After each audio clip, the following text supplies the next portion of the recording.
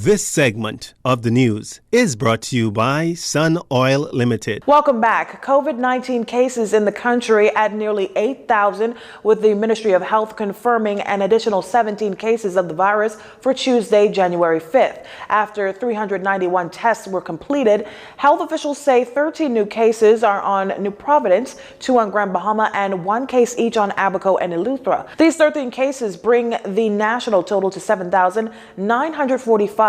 3 of the cases are males and 14 are females. Now, active cases stand at 1,441, and with 17 recoveries yesterday, recovered cases tally at 6,277. 8 cases are hospitalized. 1 of them are in the intensive care unit at Doctors Hospital. 53,516 tests have been completed to date, and the national death toll stands at 175. The Progressive Liberal Party COVID-19 Task Force is urging the government to act quickly to protect the Bahamas from a third COVID-19 wave. In a press release sent out recently, the PLP's task force says that they have been closely monitoring the highly contagious mutation of COVID-19 first identified in the United Kingdom, and says the danger of a virus spreading in exponential fashion should be taken very seriously as we are in a race against time.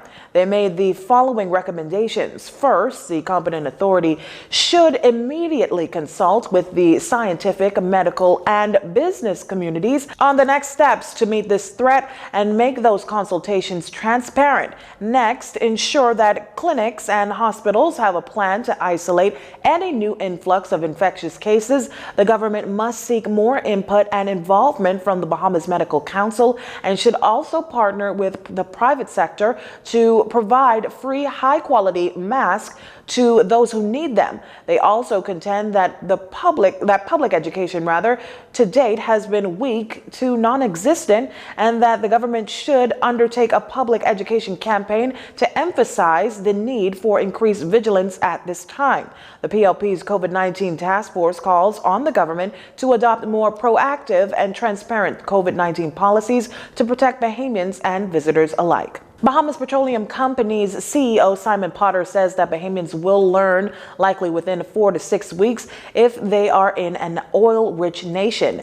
His comments came after Supreme Court Justice Petra Hannah Weeks yesterday ruled that BPC may continue its drilling for oil in Bahamian waters. In a statement, Mr. Potter said the court's ruling it is clear now that the environmentalist applicants have failed in their last-minute attempt to interrupt the drilling of Perseverance number 1 and the government's legitimate assessment of hydrocarbon resource potential in the southern seas of the Bahamas. However, Justice Hannah Weeks has granted a group of environmentalists, including Waterkeeper Bahamas Limited and Coalition to Save Clifton Bay, leave to bring judicial review proceedings in respect of various decisions taken by the government in relation to BPC's licenses in the Bahamas. The groups were seeking a stay of drill activities. In her ruling, Justice Hannah Weeks set a timeline for further court hearings, a hearing to determine if BPC should be formally added as a party to the action will be held on the 14th of January.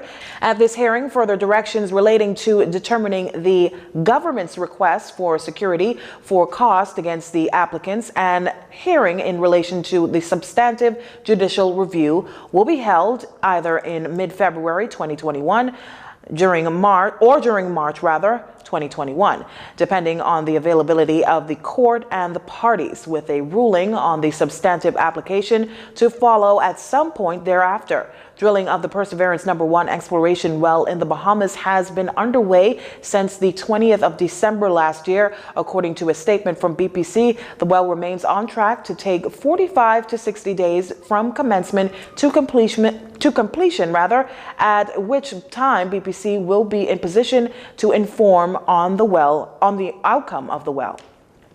And former governor of Central Bank, Sir William Allen, has died this morning after a long battle with cancer. Sir William was a former cabinet minister and former minister of finance under the Ingram administration.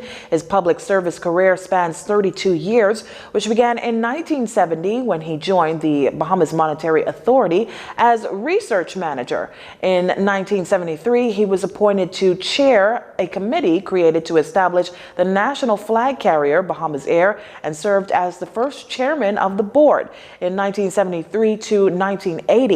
In 1974, upon the establishment of the central bank, Sir Allen was appointed deputy governor, and he continued as research manager of the bank until 1976. He was appointed governor of the bank in 1980 and served until his retirement in 1987.